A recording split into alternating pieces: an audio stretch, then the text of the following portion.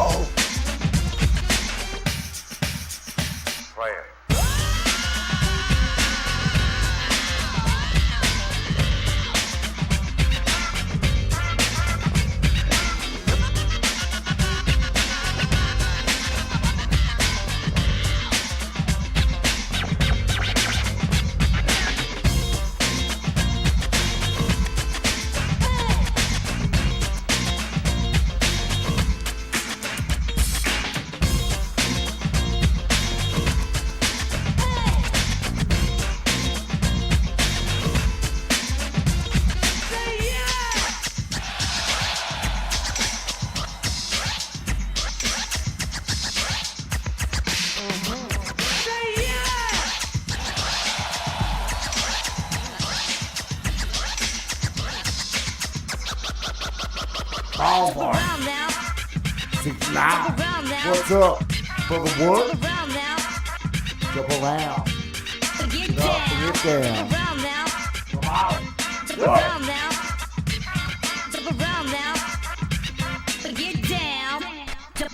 What's poppin' with you, ball boy? This is music from Jink Ryan Radio. The first one that was on Dreamcast. This is just a high music. We're gonna get high. Then we're gonna get deep.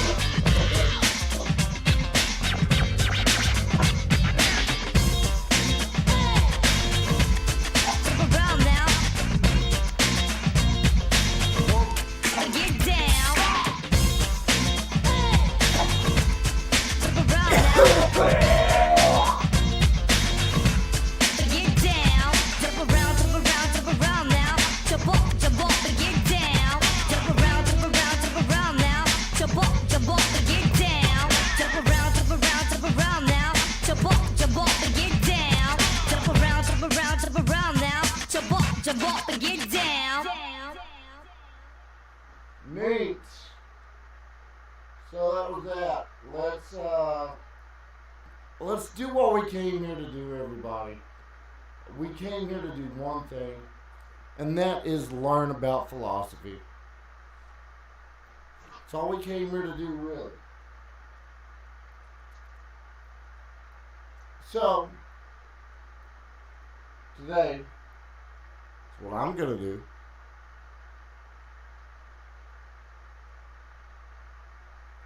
And I hope you join me.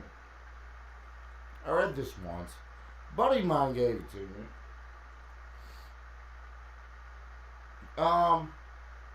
Great book.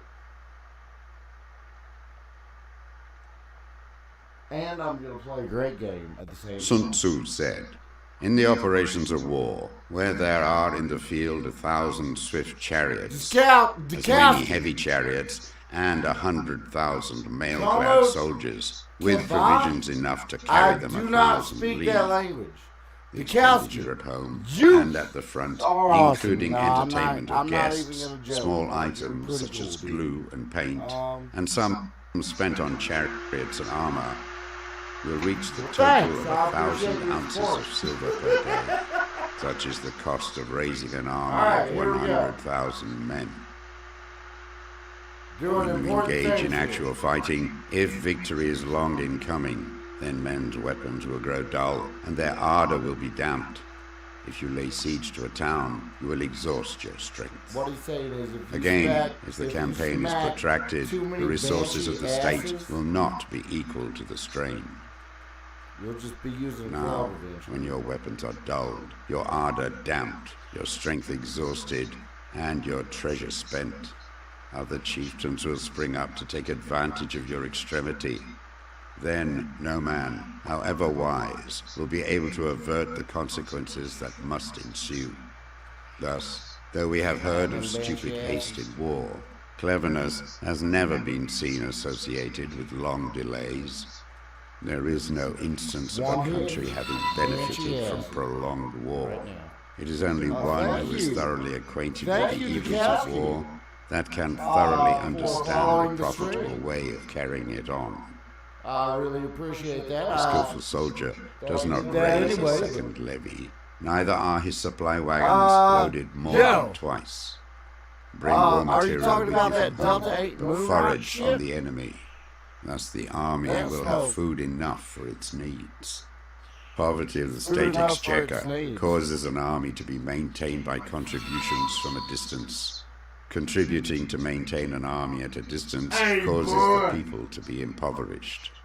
On the other hand, the proximity of an army causes prices to go up, and high prices cause the people's substance to be drained away. When their substance is drained away, the peasantry will be afflicted by heavy exactions. With this loss of substance and exhaustion of strength, the homes of the people will be stripped bare, and 3/10 of their income will be dissipated, while government expenses for broken chariots, worn-out horses, breastplates and helmets, bows and arrows, spears and shields, protective mantles, draft oxen and heavy wagons will amount to 4/10 of its total revenue.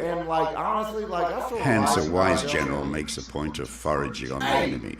A cartload of the enemy's provisions is equivalent to 20 of one's own, and likewise, a single pickle from his provender is equal to 20 from one's own store. Now, in order to kill the enemy, our men must be roused to anger.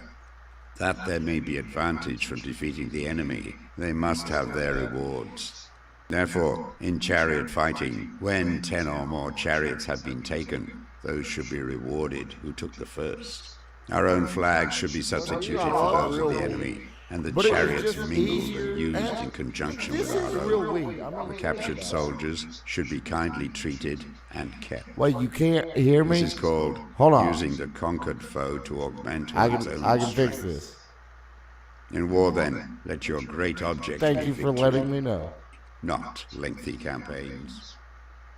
Thus it may be known that the leader of armies How is about this? Is that about something? Is that about better? Is that about pretty decent? Does it need to go down more? Chapter 3. I mean, really, the most important thing here is Sun Tzu's Art of War. I mean, look at the title. I shouldn't even be talking.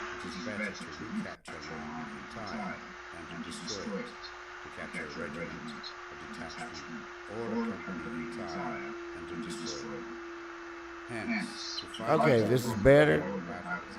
Neat. Well, I really shouldn't be trying to talk that much because, I mean, The Art of War is a great book.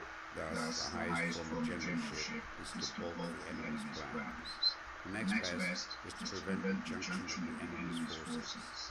The next in order was to attack the enemy's army in the field. That's smacking them banshee asses 24/7.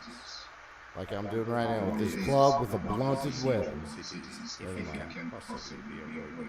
See, I'm talking too much. Movable shelters and various implements of war will take up 3 whole months, and the piling up of mounds over against the walls will take 3 months more. No, it's going to take 3 months to get to where I'm going on this game, for fucking sure. Like swarming ants, with the result that 1/3 of his men are slain. Oh no, my question was you answered my question as I was asking it. I appreciate that you helped me fix the audio a little bit, man. Hopefully, like it's better now. And no, I was just saying I really appreciate your input. The question was like, okay, how do I fix this? And I think you helped me fix it. So, like, I appreciate it, brother. Thus, without losing a man, take it easy and good luck on your job interviews, man. Like, let me know which 3 you're going to tomorrow. Because that was a hell of a palette you had. Take it easy, man. To divide our army into 2. If equally matched, we can offer battle. If slightly inferior in numbers, we can avoid the enemy. If quite unequal in every way, we can flee from him. Hence, though an obstinate fight may be made by us, in the end, it must be captured by the larger force. Now, the general is the Oh, I thought you had. Well, from what you were saying, you did 3 today. But I see over the course of the next 2 days. Okay. Well, yeah, good luck with all that, man. Hopefully you get the pick of the litter and it's something that like you enjoy, man. This is called hobbling the army. By attempting to govern an army in the same way as the administrators of a kingdom, being ignorant of the conditions which obtain in an army. This causes restlessness in the soldiers' minds. By employing the officers of his army without discrimination, through ignorance of the military principle of adaptation to circumstances, this shakes the confidence of the soldiers. But when the army is restless and distrustful, trouble is sure to If anybody's here, can you hear this pretty good? I feel like I should turn it up again. Like maybe if I talk. I don't want to talk. I just want to. 1. He will win who knows when to fight and when not to fight. 2. He will win who knows how to handle both superior and inferior forces. 3. He will win whose army is animated by the same spirit throughout all its ranks. 4. He will win who, prepared himself, waits to take the enemy unprepared. 5. He will win who has military capacity and is not interfered with by the sovereign. Hence the saying, if you know the enemy and know yourself, you need not fear the results of 100 battles.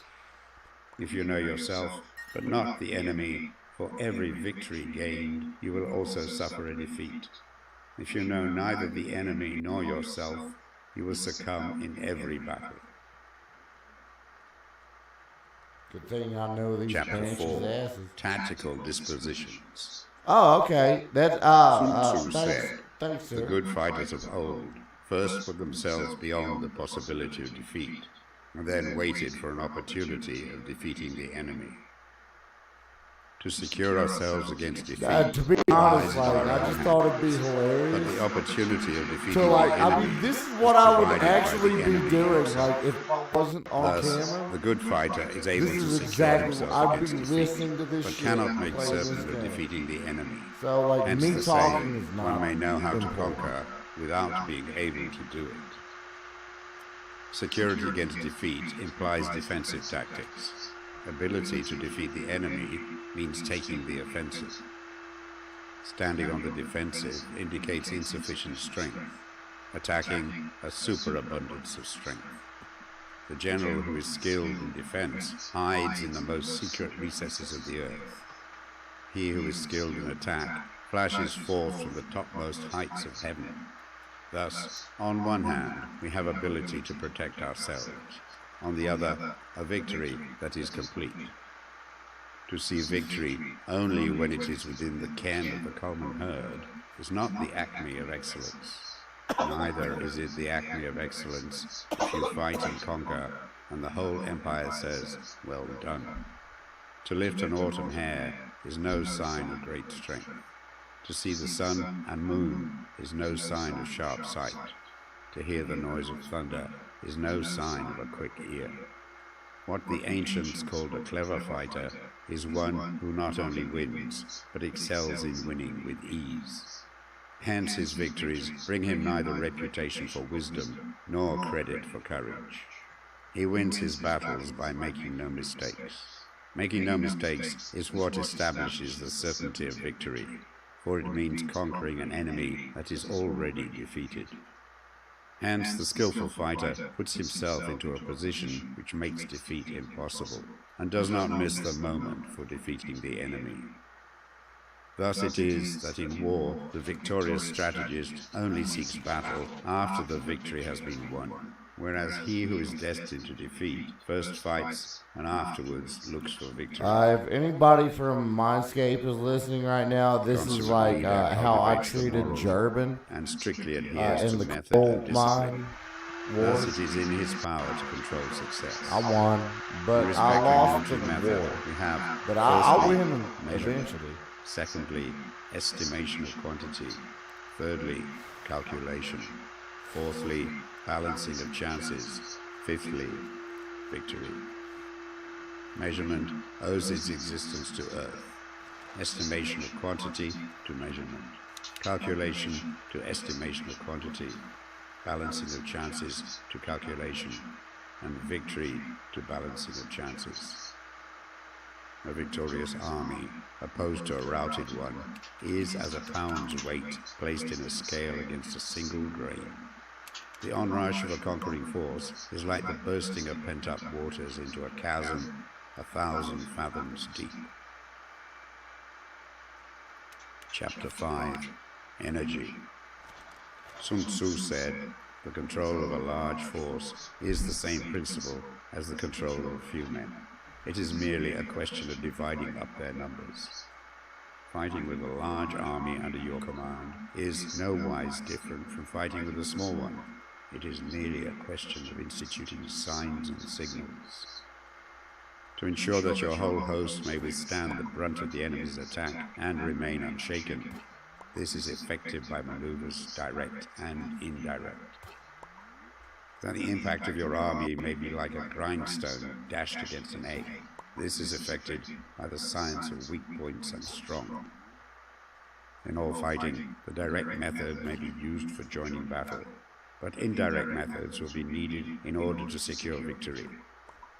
Indirect tactics, efficiently applied, are inexhaustible as heaven and earth, unending as the flow of rivers and streams. Like the sun and moon, they end, That's but like to begin grind, anew. man. Like the four seasons, they pass away to return once more.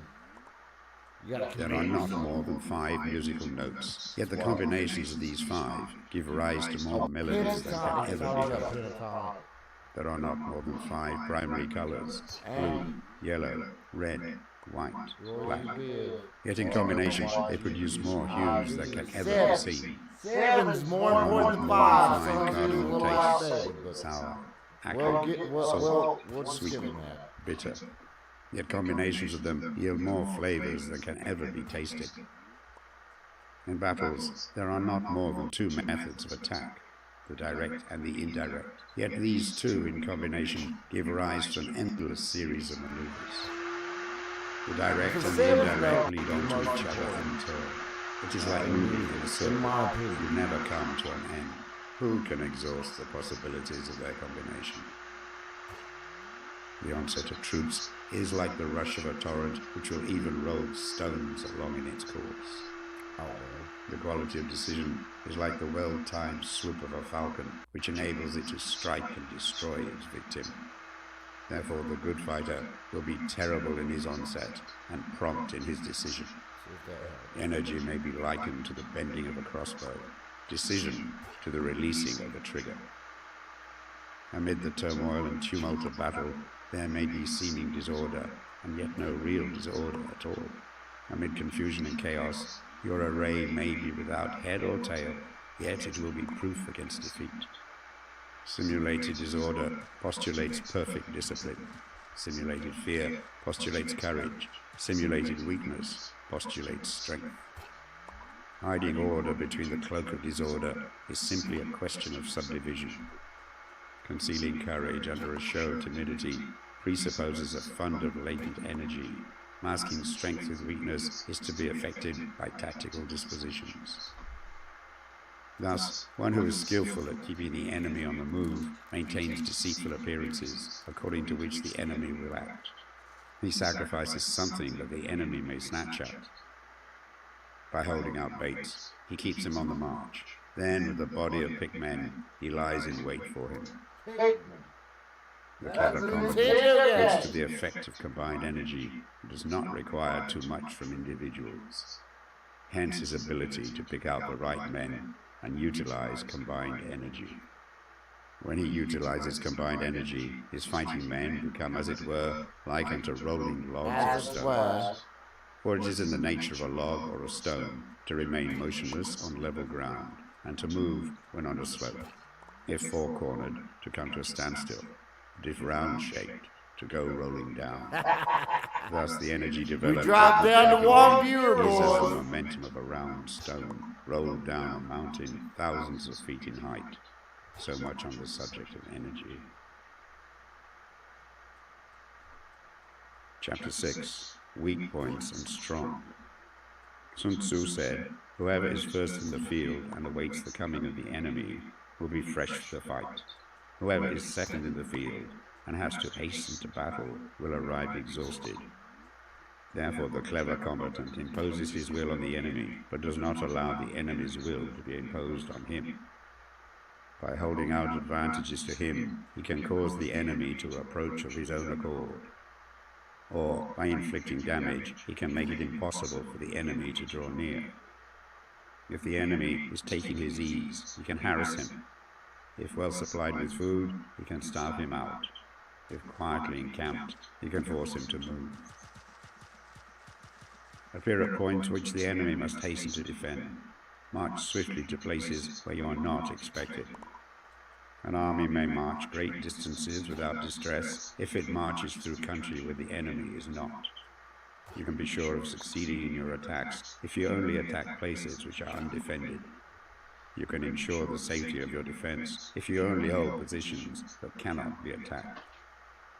Hence, that general is skillful in attack whose opponent does not know what to defend.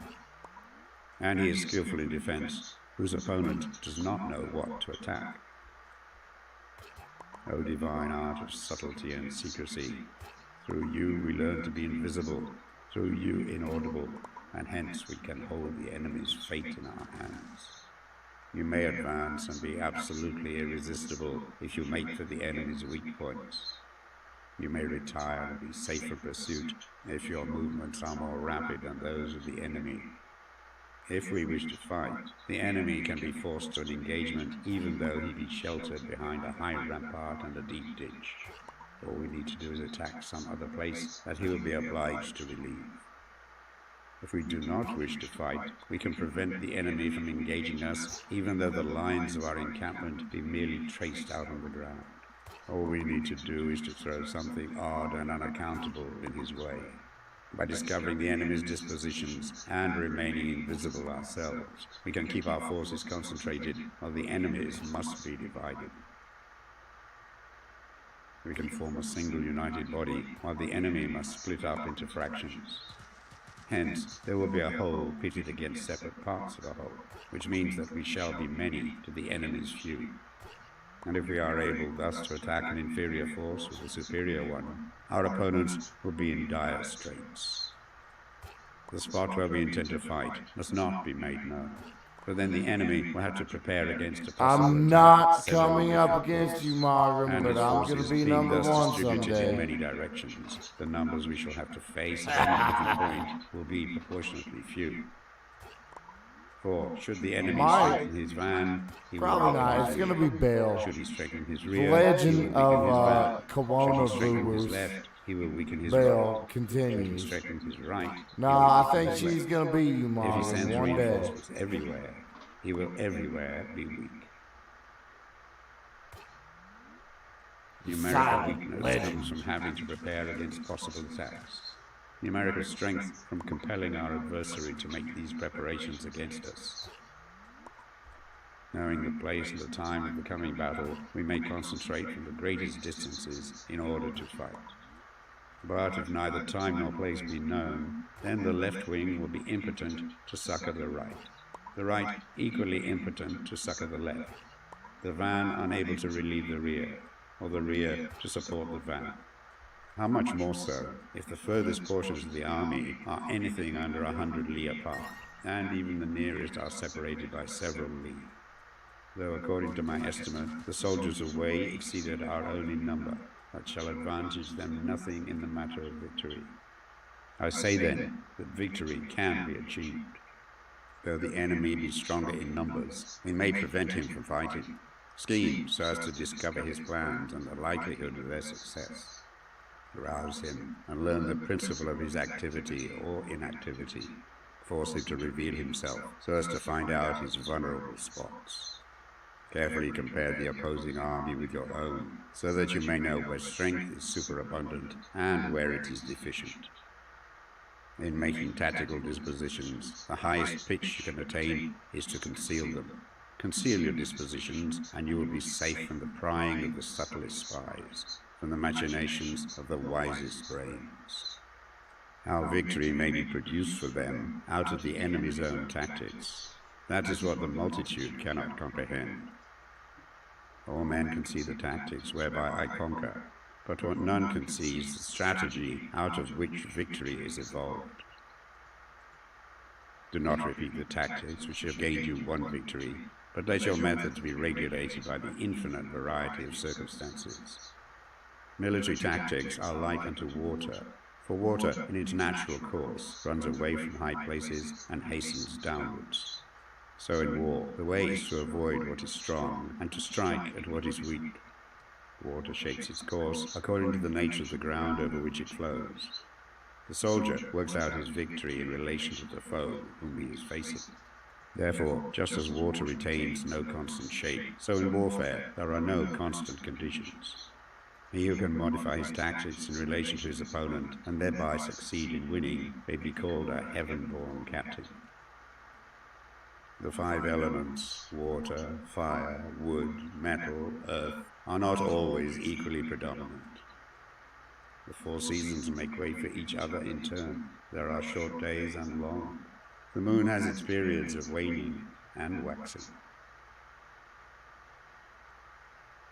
Chapter 7. Maneuvering. Sun Tzu said, "In war, the general receives his commands from the sovereign. Having collected an army and concentrated his forces, he must blend and harmonize the different elements thereof before pitching his camp. After that comes tactical maneuvering, than which there is nothing more difficult. The difficulty of tactical maneuvering consists in turning the devious into the direct and misfortune into gain. Thus, to take a long and circuitous route after enticing the enemy out of the way, and those starting after him to contrive to reach the goal before him, shows knowledge of the artifice of deviation. Maneuvering with an army is advantageous, with an undisciplined multitude, most dangerous. If you set a fully equipped army in march in order to snatch an advantage, the chances are that you will be too late. On the other hand, to detach a flying column for the purpose involves the sacrifice of its baggage and stores. Thus, if you order your men to roll up their buff coats and make forced marches without halting day or night, covering double the usual distance at a stretch, doing 100 li in order to wrest an advantage, the leaders of all your 3 divisions will fall into the hands of the enemy. The stronger men will be in front, the jaded ones will fall behind, and on this plan only 1/10 of your army will reach its destination. If you march 50 li in order to outmaneuver the enemy, You will lose the leader of your first division, and only half your force will reach the goal. If you march 30 li with the same object, 2/3 of your army will arrive. We may take it then that an army without its baggage train is lost. Without provisions, it is lost. Without bases of supply, it is lost. We cannot enter into alliance until we are acquainted with the designs of our neighbors. We are not fit to lead an army on the march unless we are familiar with the face of the country, its mountains and forests, its pitfalls and precipices, its marshes and swamps. We shall be unable to turn natural advantage to account unless we make use of local guides. In war, practice dissimulation and you will succeed. Whether to concentrate or to divide your troops must be decided by circumstances. Let your rapidity be that of the wind, your compactness that of the forest. In raiding and plundering, be like fire. Immovability is like a mountain.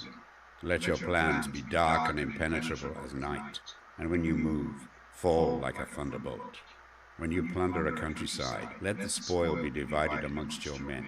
When you capture new territory, cut it up into allotments for the benefit of the soldiery. Ponder and deliberate before you make a move. He will conquer who has learned the artifice of deviation. Such is the art of maneuvering. The Book of Army Management says, on the field of battle, the spoken word does not carry far enough. Hence the institution of gongs and drums. Nor can ordinary objects be seen clearly enough. Hence the institution of banners and flags. Gongs and drums, banners and flags are means whereby the ears and eyes of the host may be focused on one particular point. The host thus forming a single united body, it is impossible either for the brave to advance alone or for the cowardly to retreat alone. This is the art of handling large masses of men.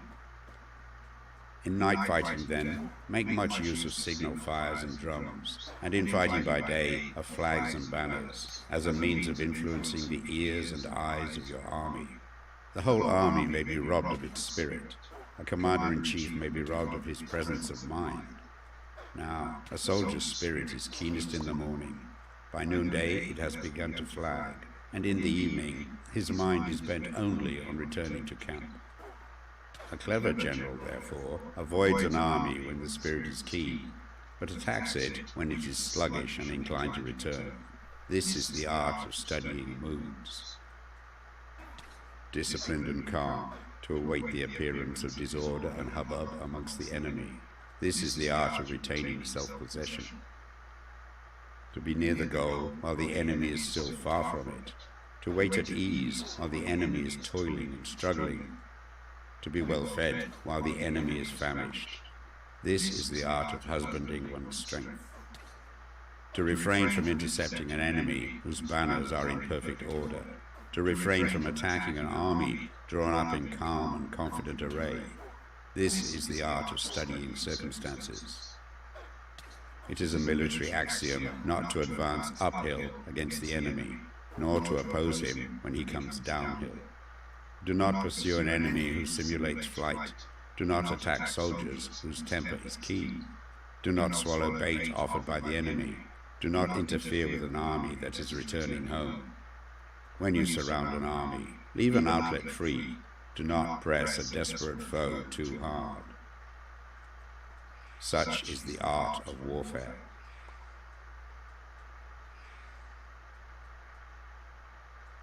Chapter 8. Variation in Tactics. Sun Tzu said, in war, the general receives his commands from the sovereign, collects his army, and concentrates his forces. When in difficult country, do not encamp. In country where high roads intersect, join hands with your allies. Do not linger in dangerously isolated positions. In hemmed-in situations, you must resort to strategy. In desperate position, you must fight. There are roads which must not be followed, armies which must not be attacked, towns which must be besieged, positions which must not be contested, commands of the sovereign which must not be obeyed. The general who thoroughly understands the advantages that accompany variation of tactics knows how to handle his troops. The general who does not understand these may be well acquainted with the configuration of the country, yet he will not be able to turn his knowledge to practical account. So, the student of war who is unversed in the art of war of varying his plans, even though he be acquainted with the 5 advantages, will fail to make the best use of his men. Hence, in the wise leader's plans, considerations of advantage and of disadvantage will be blended together. If our expectation of advantage be tempered in this way, we may succeed in accomplishing the essential part of our schemes. If, on the other hand, in the midst of difficulties, we are always ready to seize an advantage, we may extricate ourselves from misfortune. Reduce the hostile chiefs by inflicting damage on them, and make trouble for them, and keep them constantly engaged. Hold out specious allurements, and make them rush to any given point. The art of war teaches us to rely not on the likelihood of the enemy's not coming, but on our own readiness to receive him, not on the chance of his not attacking, but rather on the fact that we have made our position unassailable. There are 5 dangerous faults which may affect a general. 1. Recklessness, which leads to destruction. 2. Cowardice, which leads to capture.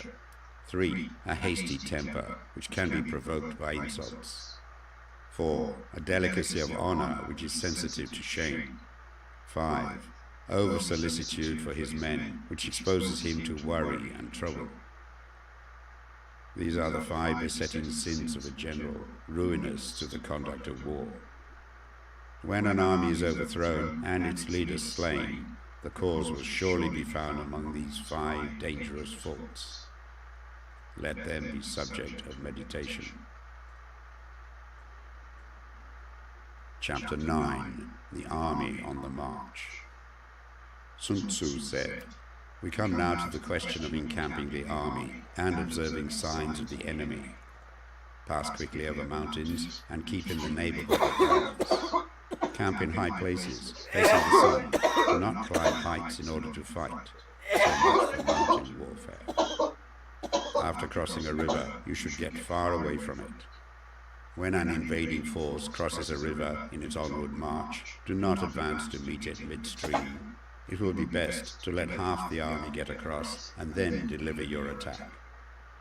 If you are anxious to fight, you should not go to meet the invader near a river which you must cross.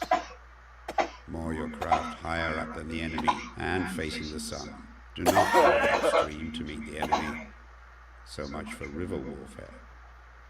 In crossing salt marshes, your sole concern should be to get over them quickly without any delay. If forced to fight in a salt marsh, you should have water and grass near you and get your back to a clump of trees. So much for operations in salt marshes. In dry, level country, take up an easily accessible position with rising ground to your right and on your rear, so that the danger may be in front and safety lie behind. So much for campaigning in flat country. These are 4 useful branches of military knowledge which enabled the Yellow Emperor to vanquish 4 several sovereigns. All armies prefer high ground to low and sunny places to dark. If you are careful with your men and camp on hard ground, the army will be free from disease of every kind, and this will spell victory. When you come to a hill or a bank, occupy the sunny side with a slope on your right rear. Thus, you will at once act for the benefit of your soldiers and utilize the natural advantages of the ground. When, in consequence of heavy rains up country, a river which you wish to ford is swollen and flecked with foam, you must wait till it subsides. Country in which there are precipitous cliffs with torrents running between, deep natural hollows, confined places, tangled thickets, quagmires and crevices should be left with all possible speed and not approached. While we keep away from such places, we should get the enemy to approach them. While we face them, we should let the enemy have them on its rear. If in the neighborhood of your camp there should be any hilly country, ponds surrounded by aquatic grass, hollow basins filled with reeds, or woods with thick undergrowth, they must be carefully routed out and searched. For these are places where men in ambush or insidious spies are likely to be lurking. When the enemy is close at hand and remains quiet, he is relying on the natural strength of his position. When he keeps aloof and tries to provoke a battle, he is anxious for the other side to advance. If his place of encampment is easy of access, he is tendering a bait. Movement amongst the trees of a forest shows that the enemy is advancing. The appearance of a number of screens in the midst of thick grass means that the enemy wants to make us suspicious. The rising of birds in their flight is the sign of an ambuscade. Startled beasts indicate that a sudden attack is coming. When there is dust rising in a high column, it is the sign of chariots advancing. When the dust is low, but spread over a wide area, it betokens the approach of infantry. When it branches out in different directions, it shows that parties have been sent to collect firewood. A few clouds of dust moving to and fro signify that the army is encamping. Humble words and increased preparations are signs that the enemy is about to advance. Violent language and driving forward as if to attack are signs that he will retreat. When the light chariots come out first and take up a position on the wings, it is a sign that the enemy is forming for battle. Peace proposals, unaccompanied by a sworn covenant, indicate a plot. When there is much running about and the soldiers fall into rank, it means that the critical moment has come. When some are seen advancing and some retreating, it is a lure. When the soldiers stand leaning on their spears, they are faint from want of food. If those who are sent to draw water begin by drinking themselves, the army is suffering from thirst. If the enemy sees an advantage to be gained and makes no effort to secure it, the soldiers are exhausted. If birds gather on any spot, it is unoccupied. Clamor by night betokens nervousness. If there is a disturbance in the camp, the general's authority is weak. If the banners and flags are shifted about, sedition is afoot. If the officers are angry, it means the men are weary. When an army feeds its horses with grain and kills its cattle for food, and when the men do not hang their cooking pots over the campfires, showing that they will not return to their tents, you may know that they are determined to fight to the death. The sign of men whispering together in small knots or speaking in subdued tones points to disaffection amongst the rank and file. Too frequent rewards signify that the enemy is at the end of his resources. Too many punishments betray a condition of dire distress. To begin by bluster, but afterwards to take fright at the enemy's numbers, shows a supreme lack of intelligence. When envoys are sent with compliments in their mouths, it is a sign that the enemy wishes for a truce.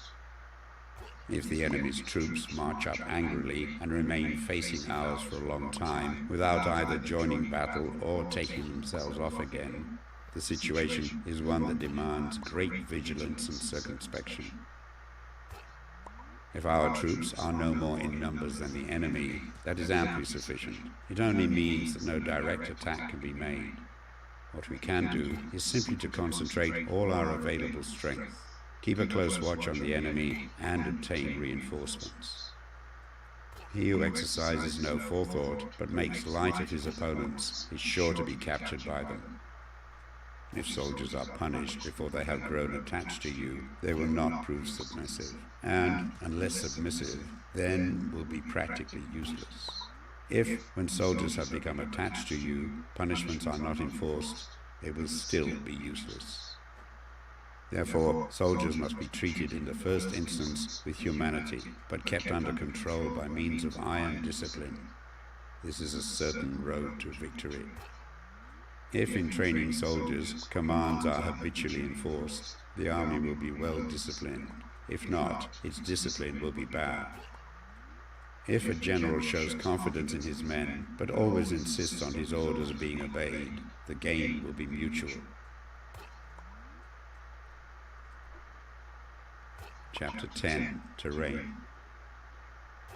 Sun Tzu said, We may distinguish 6 kinds of terrain, to wit: 1. Accessible ground. 2. Entangling ground. 3. Temporizing ground. 4. Narrow passes. 5. Precipitous heights. 6. Positions at a great distance from the enemy. Ground which can be freely traversed by both sides is called accessible. With regard to ground of this nature, be before the enemy in occupying the raised and sunny spots, and carefully guard your line of supplies. Then you will be able to fight with advantage. Ground which can be abandoned but is hard to reoccupy is called entangling. From a position of this sort, if the enemy is unprepared, you may sally forth and defeat him. But if the enemy is prepared for your coming, and you fail to defeat him, then, return being impossible, disasters will ensue. When the position is such that neither side will gain by making the first move, it is called temporizing ground. In a position of this sort, even though the enemy should offer us an attractive bait, it will be advisable not to stir forth, but rather to retreat, thus enticing the enemy in his turn. Then, when part of his army has come out, we may deliver our attack with advantage. With regard to narrow passes, if you can occupy them first, let them be strongly garrisoned and await the advent of the enemy. Should the army forestall you in occupying a pass, do not go after him if the pass is fully garrisoned, but only if it is weakly garrisoned. With regard to precipitous heights, if you are... That's why I'm the only one on the server, like I'm sneaking in while everybody else is on me. Wait for him to come So up. like, I just like, If the enemy has now I'm the occupied only them before one you, playing the do main not follow game. him, but retreat and try to entice I'm him number away. 23. If you are situated Overall, at a great in this distance game, from the right? enemy, and the strength of the two armies is equal, it is not easy to provoke a battle, and fighting will be to your disadvantage. These 6 are the principles connected with Earth. A general who has attained a responsible post must be careful to study them. Now an army is exposed to 6 several calamities not arising from natural causes, but from faults for which the general is responsible. These are: 1. Flight. 2. Insubordination. 3. Collapse. 4. Ruin. 5. Disorganization. 6. Rout. Other conditions being equal, if one force is hurled against another 10 times its size, the result will be the flight of the former. When the common soldiers are too strong and their officers too weak, the result is insubordination. When the officers are too strong and the common soldiers too weak, the result is collapse. When the higher officers are angry and insubordinate, and on meeting the enemy give battle on their own account from a feeling of resentment, before the commander-in-chief can tell whether or no he is in a position to fight, the result is ruin. When the general is weak and without authority, when his orders are not clear and distinct, when there are no fixed duties assigned to officers and men, and the ranks are formed in a slovenly, haphazard manner, the result is utter disorganization. When a general, unable to estimate the enemy's strength, allows an inferior force to engage a larger one, or hurls a weak detachment against a powerful one, and neglects to place picked soldiers in the front rank, the result must be rout. There are 6 ways of courting defeat, which must be carefully noted by the general who has attained a responsible post. The natural formation of the country is the soldier's best ally, but a power of estimating the adversary, of controlling the forces of victory, and of shrewdly calculating the difficulties, dangers, and distances constitutes the test of a great general. He who knows these things, and in fighting puts his knowledge into practice, will win his battle. He who knows them not, nor practices them, will surely be defeated. If fighting is sure to result in victory, then you must fight. Damn right! Slapping him, If fighting will not result in victory, then you must not fight, even at the ruler's bidding. Yeah. the general who advances without coveting fame and retreats without fearing disgrace, whose only thought is to protect his country and do good service for his sovereign, is the jewel of the kingdom. Regard your soldiers as your children, and they will follow you into the deepest valleys. Look upon them as your own beloved sons, and they will stand by you even unto death. If, however, you are indulgent, but unable to make your authority felt, kind-hearted, but unable to enforce your commands, What's up, bud? moreover, of quelling disorder, then your soldiers must be likened to We're spoiled getting children. They are useless for any practical purpose. If we know that our own men are in a condition to attack, but are unaware that the enemy is not open How you to been, attack, man? we have gone only halfway towards victory.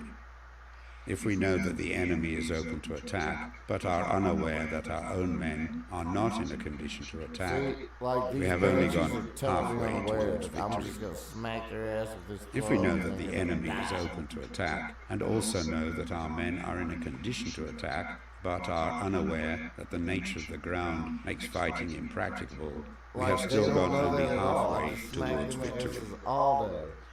Hence, the experienced soldier, once in motion, is never Got bewildered. 35 more. Once he has asses broken of camp, advances he is to never smack. at a loss.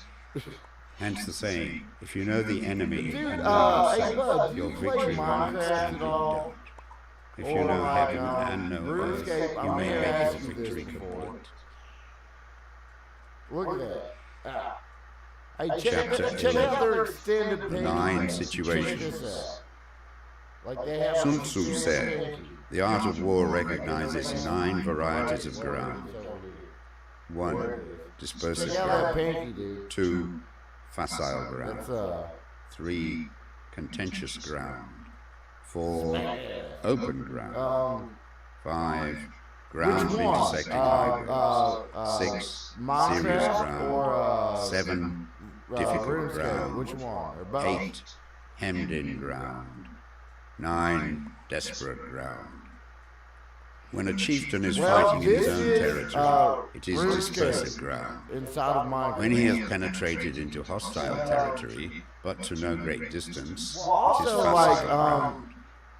I'm Ground like working possession on of this which like affords pseudo great Midgard advantage to build either side in is Minecraft, contentious and ground. I was thinking about maybe subscribing Ground to on which Realms each or side has something. liberty of movement is Like, open ground. I would be looking for Ground people which to help forms out the with key that to if I 3 contiguous states, wound up so doing that he who occupies it first has most of the empire at his you wanna command, maybe, is a ground like, of check it intersecting out? highways. When an army has penetrated into the heart of Either a or, hostile like, you country, can check this leaving a out, number of too. fortified cities in its rear, it is serious ground. Mountain forests, Yeah, I like rugged vanilla, like steeps, survival. marshes That's and why fens, I all like country playing. that is Like, hard I to don't like traverse. creative so This is much. difficult I just like ground. vanilla survival. Ground which is reached through narrow gorges, and from which we can only retire by tortuous paths, so that a small number of the enemy would suffice to crush a large body of our Eventually get to the men. dragon and This is fucking hemmed beat in it. ground. Ground on which we can only be saved from destruction by fighting without delay is desperate ground. On dispersive ground, therefore, fight not. On facile ground, halt not. On contentious ground, attack not. On open ground, do not try to block the enemy's way. On the ground of intersecting highways, join hands with your allies. On serious ground, gather in plunder. In difficult ground, keep steadily the on the King march. 13. On hemmed-in ground, Dude, resort to this is strategy. like On desperate ground, RuneScape. fight. Except Those who are it's called Minecraft, skillful so leaders I'm of smacking them old banshees. knew how to drive a wedge between the enemy's front and rear, to prevent cooperation Check it between out. his large and small divisions, to hinder the good troops from rescuing the bad, Well, you can't the tell officers because I'm from not rallying on, their I'm men. not on Optifine. Like I When the have, enemy's like, men were united, Black they Knight managed in to this keep them in game. disorder. Like I have full When it gold was to trim their black advantage, armor. they made a forward And move. you When got a flare otherwise, helmet they over stopped here. still. Got your If asked how to cope with the great host of the enemy in orderly array and on the point of marching to the attack, I should say, begin by seizing something which your opponent holds dear. then he will be amenable to your will. Rapidity is the essence of war. Take advantage of the enemy's unreadiness. Make your way by unexpected routes, and attack unguarded spots. The following are the principles to be observed by an invading force. The further you penetrate into a country, the greater will be the solidarity of your troops, and thus the defenders will not prevail against you. Make forays in fertile country in order to supply your army with food. Carefully study the well-being of your men and do not overtax them. See, that's Concentrate why your I energy do. and hoard your strength. Okay, look, check Keep it your out. army continually on the move and So this is devise Princeton. unfathomable plans. And I'm a black knight. Throw your soldiers They into don't positions exist on whence this there is game. no Like, I'm the escape, only and they will motherfucker prefer crazy death. enough to try this shit out. If they will face death, there is nothing they Check out my will. stats. Officers and men I'm alike level 25 will perform their defense. uttermost strength. But I'm Soldiers, 90 when in attack, desperate 98 straits, lose the strength, sense of fear. 96, If there is no place of refuge, Constitution, they will stand firm. 89 If they are in range, hostile country, 74 they will show a magic, stubborn front. everything. If there is no help for it, I'm they keeping will my fight defense hard. low because Thus, without waiting to be marshaled, my soldiers level, will be my level is constantly on the qui 103. without waiting to be asked. But They will do your will I without don't know, it's not really restrictions. working. They will be faithful without I don't giving know why I orders. went on the They team. can be I'm trusted. just proud. Prohibit the taking of Anyway, oaths and do like, away with it's superstitious RuneScape. doubts. I Then, think that's my until main death goal. itself comes, Exactly no calamity RuneScape. need be feared. Like, If our soldiers are not RuneScape, overburdened like, with money, it's it is exactly not because what they it have a is. distaste for This riches. is a great game. If their lives are not unduly long, it is not because they are disinclined to longevity. On the day they are ordered out to battle, It's your a lot soldiers may mindless weep. grinding, Those but like sitting the up, community, bedewing their well, when they're garments, and online, those lying nobody's down, online, letting the you know. tears The run community down is their very cheeks. awesome. But let them once be And the brought to game bay, is like and they will display the courage of pretty a much Chu flawless. or a Kui. The skillful tactician may be likened to the Shuaijian. Now the Shuaijian is a snake that is found in the Jiong Mountains. Strike at its head, and you will be attacked by its tail. Strike at its tail, and you will be attacked by its head. Strike at its middle, and you will be attacked by the head and tail both. Asked if an army can be made to imitate the Shuaijian, I should answer yes. For the men of Wu and the men of Yue are enemies. Yet if they are crossing a river in the same boat and are caught by a storm, they will come to each other's assistance, just as the left hand helps the right. Hence it is not enough to put one's trust in the tethering of horses and the burying of chariot wheels in the ground. The principle on which to manage an army is to set up one standard of courage which all must reach. How to make the best of both strong and weak, that is a question involving the proper use of ground. Oh shit, yeah, Thus, man. the skillful general conducts his army I've heard just a as lot though he were of things about leading a it. single man, willy-nilly. Like, I really need to check it out. Like, It I is heard the it was business of in a general to minescape, be quiet or, I mean, and thus in, ensure secrecy, RuneScape, upright and I and heard it was just, like the and new, thus maintain order. World of Warcraft. He must be able Like, to I've heard a lot mystify of his shit about officers it, and men but, by like, I false haven't reports even- and appearances, I and don't thus even keep really them know in what it total is. I'm ignorance. so out of loop on video. By games, altering like, his I got, like, arrangements tunnel and changing vision his on shit. plans, he keeps the enemy without definite knowledge. By shifting his camp and taking circuitous routes, he prevents the enemy from anticipating his purpose. Oh, dude, At I've the never critical even played moment, Dark. the leader of an army acts I like know one it's, who has well, climbed up a height and ridiculous then game. kicks away the ladder But, behind him. like, I've never even He played carries it. his men deep into hostile territory before he shows his hand. He burns his boats and breaks his cooking pots. Like a shepherd driving a flock of sheep, he drives his men this way and that, and nothing knows whither he is going. To muster his host and bring it into danger, this may be termed the business of the general. The different Like, dude, measures I suited couldn't to the even 9 really varieties play, of ground, the expediency of aggressive or defensive tactics, was it, and the fundamental laws of human nature. Resident Evil. These are things Like, I that was must fucking horrible certainly at be studied. Resident Evil. I couldn't imagine. When invading being hostile in Dark territory, Souls. the general I mean, principle with its is that reputation. penetrating deeply brings cohesion. Penetrating but a short way means dispersion. When you leave your own country behind and take your army across neighborhood territory, you find yourself on critical ground. Where there are means of communication on all four sides, the ground is one of intersecting highways. I didn't play the When you PlayStation penetrate version. country, Like I played the it is remake that was serious. on. When you penetrate but a little way, it is And facile. like, well, I mean, I wound up When looking you up have a your guide enemy's for it, strongholds so, on like, your I got rear to, like, and some- narrow I passes in don't front, like it is following guide hemmed-in to a ground. T. When there is And no like, place of just- refuge I- at all, I it is couldn't desperate play, ground. man. It was hard as fuck. Therefore, Like, I on couldn't dispersive ground, figure I will anything inspire out, my man. men with unity of And purpose. like, On I would facile imagine ground, I will Darkfall see that would there be is that close way, connection but, between all probably parts of my slightly army. different way. On contentious ground, I would hurry up my rear. On open ground, I would keep a vigilant eye on my defenses. On ground of intersecting highways, I would consolidate my alliances.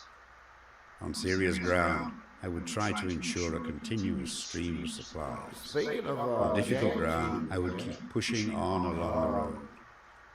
On hemmed-in ground, I Mario would block Sunshine. any way of retreat. like, I don't know if you've experienced I would this, but, proclaim like, to my there's soldiers a the few hopelessness video of games saving that I their played. lives. Like, I think Super For Mario it is the 64 soldier's was disposition involved to with offer an that. obstinate Zelda, resistance when surrounded, Ocarina of to Time. fight hard when he I cannot don't help remember a himself, lot and of to those obey video promptly games in when he has detail. fallen into danger. Like, We cannot enter into alliance with the neighboring princes until we are acquainted with their designs. We are not fit to lead an army on the march unless we are familiar with the face of the country, its mountains and forests, its pitfalls and precipices, its marshes and swamps. We shall be unable to turn natural advantages to account unless we make use of Oh yeah, local Super guides. Mario. That To was be a good ignored game. of any one of the following 4 or 5 principles does not befit a warlike prince. When a warlike prince attacks a powerful state, his generalship shows itself in preventing the concentration of the enemy's forces. He overawes his opponents, and their allies are prevented from joining against him.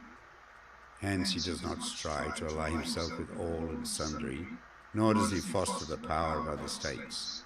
He carries out his own secret designs, keeping his antagonists in awe. Thus he is able to capture their cities and overthrow their kingdoms. Bestow rewards without regard to rule. Issue orders without regard to previous arrangements, and you will be able to handle a whole army as though you had to do it with but a single man. Confront your soldiers with the deed itself. Never let them know your design. When the outlook is bright, bring it before their eyes, but tell them nothing when the situation is gloomy. Place your army in deadly peril, and it will survive. Plunge it into desperate straits, and it will come off in safety.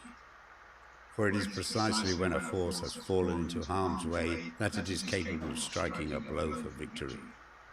Success in warfare is gained by carefully accommodating ourselves to the enemy's purpose. By persistently hanging on to the enemy's flank, we shall succeed in the long run in killing the commander-in-chief. This is called ability to accomplish a thing by sheer cunning.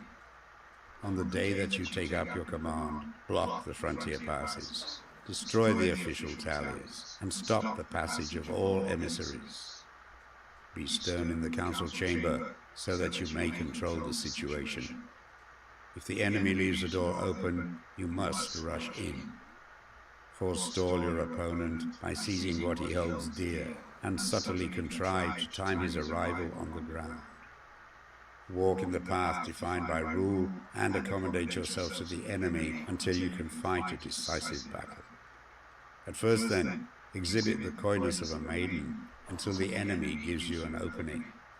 Afterwards, emulate the rapidity of a running hare, and it will be too late for the enemy to oppose you. Chapter 12. The Attack by Fire. Sun Tzu said, there are 5 ways of attacking with fire.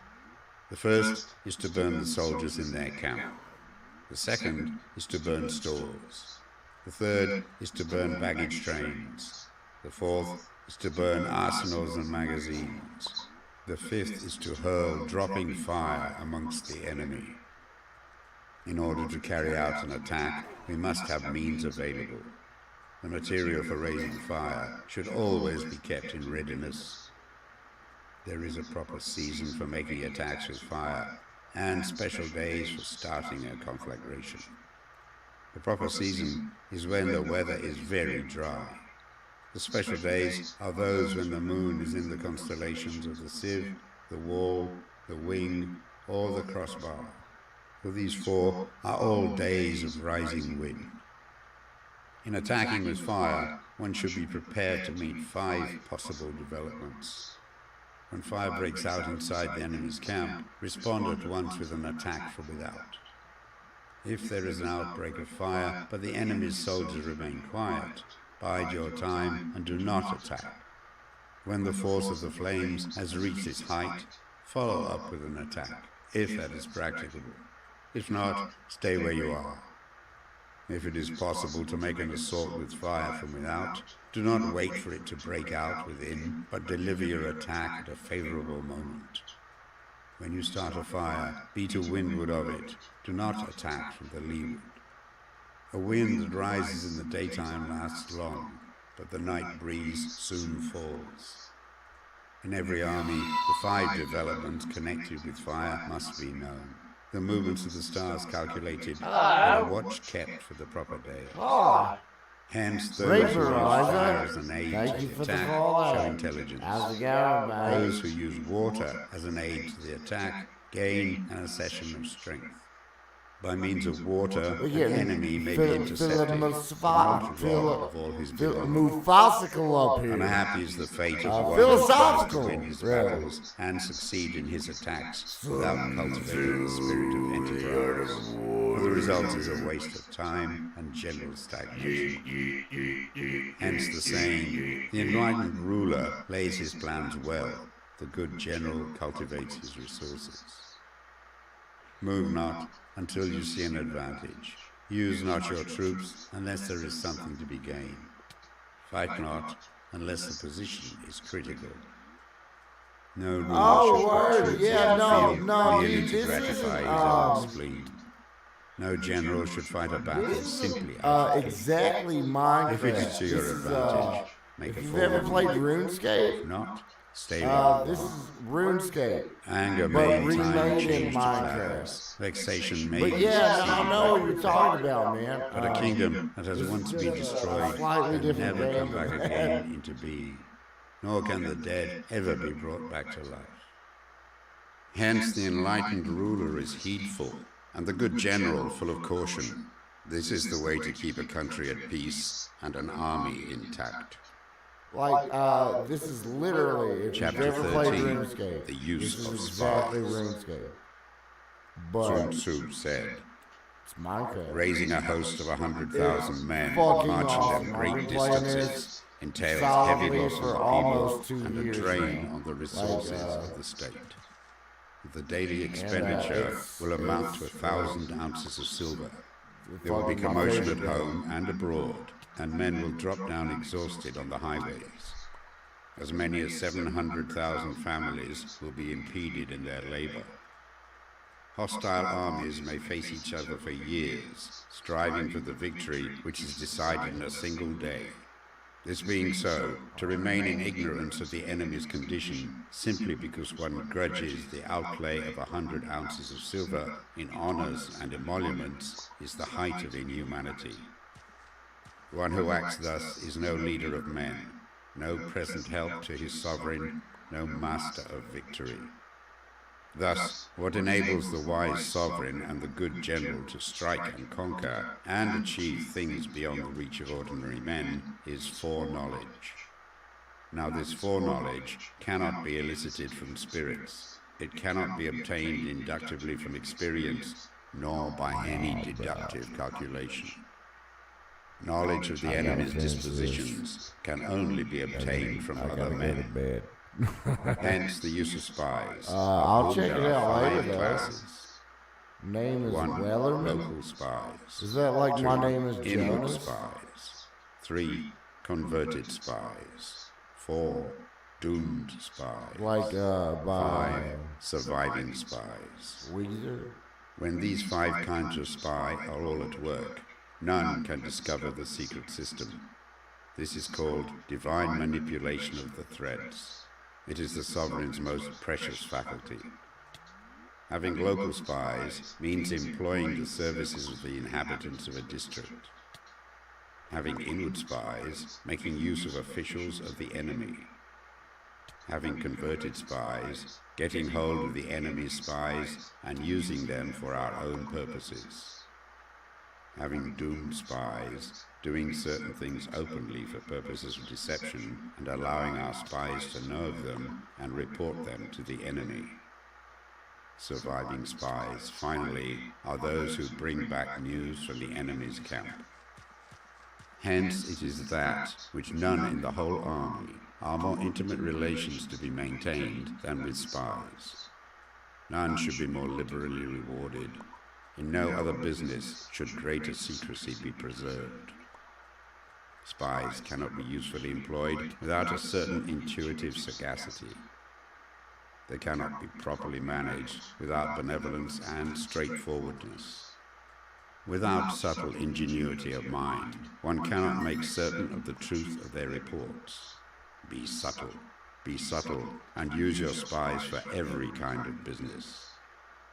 If a secret piece of news is divulged by a spy before the time is ripe, he must be put to death, together with the man to whom the secret was told. Whether the object be to crush an army, to storm a city, or to assassinate an individual, it is always necessary to begin by finding out the names of the attendants, the aides de camp, and doorkeepers, and sentries of the general in command. Our spies must be commissioned to ascertain these. The enemy's spies, who have come to spy on us, must be sought out, tempted with bribes, led away, and comfortably housed. Thus they will become converted spies and avail themselves. It is through the information brought by the converted spy that they are able to acquire and employ local and inward spies. It is owing to his information again that we can cause the doomed spy to carry false tidings to the enemy. Lastly, it is by his information that the surviving spy can be used on appointed occasions. The end and aim of spying in all its 5 varieties is knowledge of the enemy, and this knowledge can only be derived in the first instance from the converted spy. Hence it is essential that the converted spy be treated with the utmost liberality.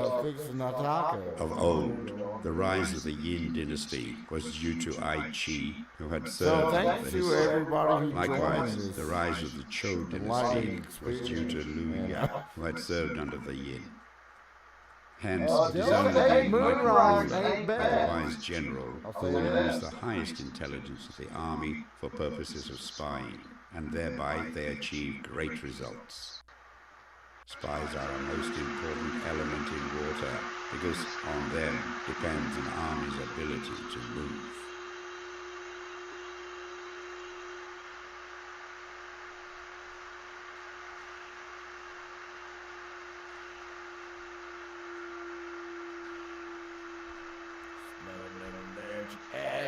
Yeah, sons who are the war is over. I'm smacking them bench ass, yeah. Smacking them bench ass. What I was born to do. Nietzsche and the Nazis. Oh God, A no, personal we're review. not doing that. Oh my Hicks. God, what is that? Documentary No, published in 2006. No. Alright. Let's see.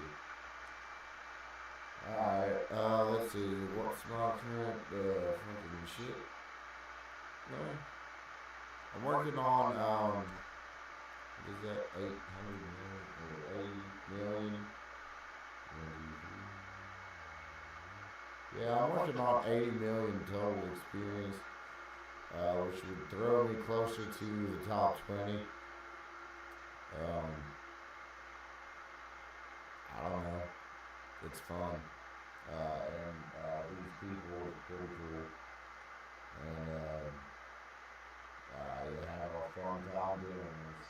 For some reason, for some ungodly reason, I just love doing this. So, anyway, that's this stream. Thank you for joining. If you did, and, like, subscribe, whatever. I don't, or don't, you probably didn't even get this far. I can play banjo. I might do that sometime.